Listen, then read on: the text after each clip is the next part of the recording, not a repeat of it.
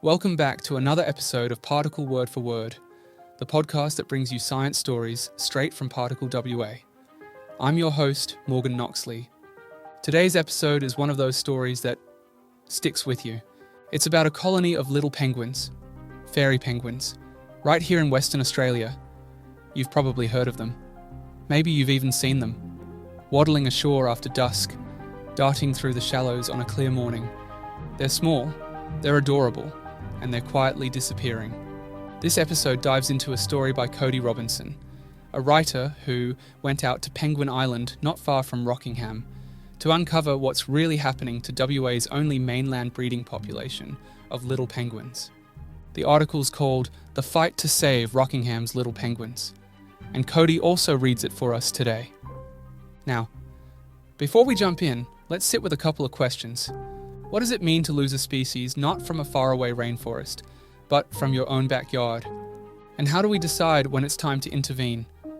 For decades, the little penguins of Penguin Island have been a source of local pride and wonder. But over the past 16 years, their numbers have plummeted by 80%. That's not just a statistic, that's the sound of silence where there used to be flippered feet, empty burrows where generations once hatched. And it's forcing scientists, locals, and conservationists to ask hard questions. There's a mix of urgency and heartbreak here, but also hope, because people are paying attention, and they're not giving up on these little birds. So let's get into it. Here's Cody Robinson reading his article, "The Fight to Save Rockingham's Little Penguins," originally published on Particle WA. The Fight to Save Rockingham's Little Penguins. Near the HMAS Stirling naval base, a battle is being waged on the shores of Garden Island to protect its most elusive inhabitants. Dr. Belinda Cannell is a conservation ecologist with the University of Western Australia, whose decades-long dedication to little penguins has earned her the affectionate nickname, the Penguin Lady. Burrowing into her jacket against the wind, Belinda prepares for another day in the field. She visits the island fortnightly to survey little penguin nesting sites. She records the number of occupied and empty nests, noting any penguins, eggs, and chicks. Given the opportunity, she will microchip them and record weight and beak measurements too. This data is added to a much larger dataset and used to monitor the island's little penguin population, health, and breeding success to better inform policy and decision-making. A passion for penguins. As we travel to the island, Belinda reminisces about where her love for penguins began during her PhD at Monash University in Victoria. "I had an above-ground swimming pool that I set up on campus," says Belinda.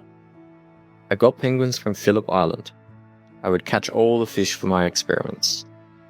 I would put the fish in the pool and video the penguins swimming around, catching different sizes and species of fish."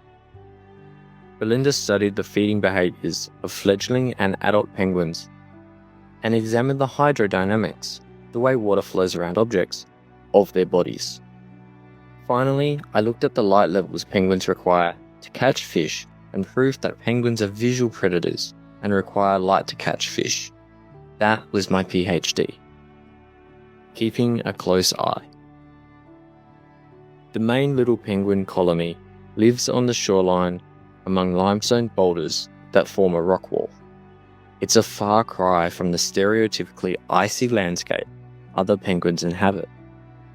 Surveying the little penguin nests is difficult work. Some are easy to access.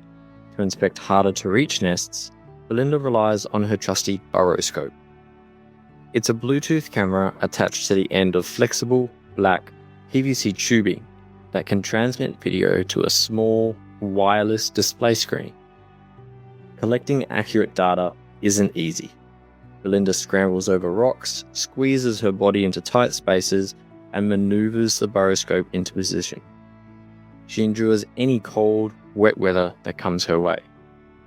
Small but mighty. Little penguins are the smallest and most human-shy penguin species in the world. They weigh around 1 kilogram and stand 30 to 40 centimeters tall. They have a unique, dark blue coat of waterproof feathers and a white underbelly. Belinda's research helps science better understand little penguins and contributes significantly to conservation efforts.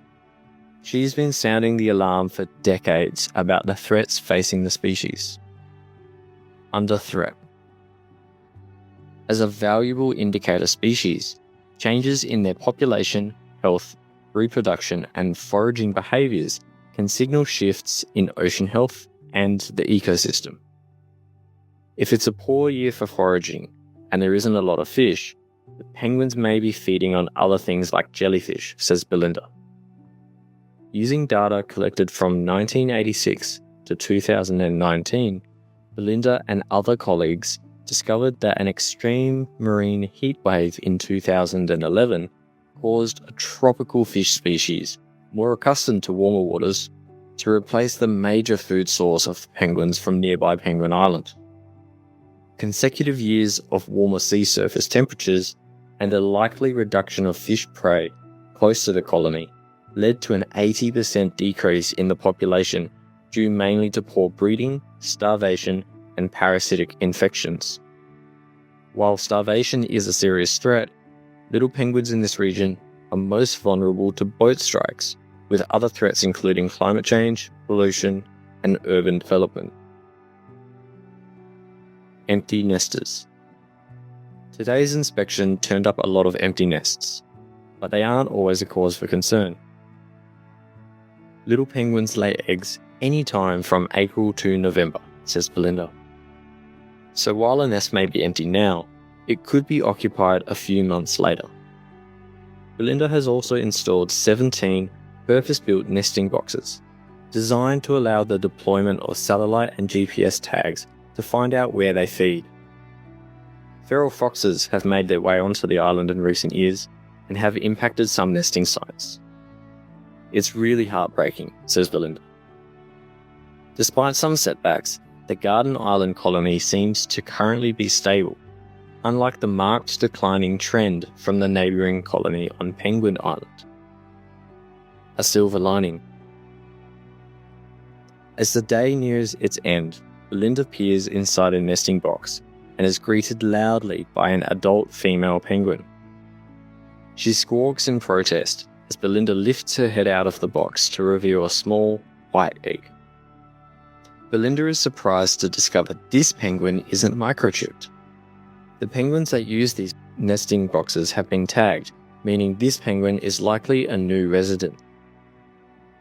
This is an encouraging sign for the penguin's population. She quickly and carefully implants a microchip, weighs the penguin, measures her beak to verify her sex, and then gently returns the penguin to her nest. The microchips are crucial for the species' survival. They are used to identify individuals over years and can determine a penguin's colony of origin if it is injured and washes ashore on the mainland. While the future of Rockingham's little penguins is uncertain, Belinda's work offers a glimmer of hope for their survival. So where does that leave us? We've just heard a story of love, loss, and local action, all wrapped around a colony of birds that stand no taller than your knee. And yet, their story echoes something much larger. It's about climate and human impact, and how species don't just disappear in remote jungles or melting ice fields. Sometimes it happens right where you live. These penguins have been part of Rockingham's identity for generations. They're more than a tourist attraction. They're a marker of coastal health, a little thread in the much bigger tapestry of marine life. And now, that thread is fraying. But the people working to save them, they're not just counting penguins. They're counting on us, on public awareness, on conservation funding, on changes to policy and human behaviour that might, just might, tip the balance. So maybe the real takeaway is this. Even the smallest creatures, the ones we think will always be there, need us to speak up, to notice, to act before it's too late. Because once they're gone, they don't come back. You can read the full article and more stories like it. Visit Particle WA at particle.scitech.org.au.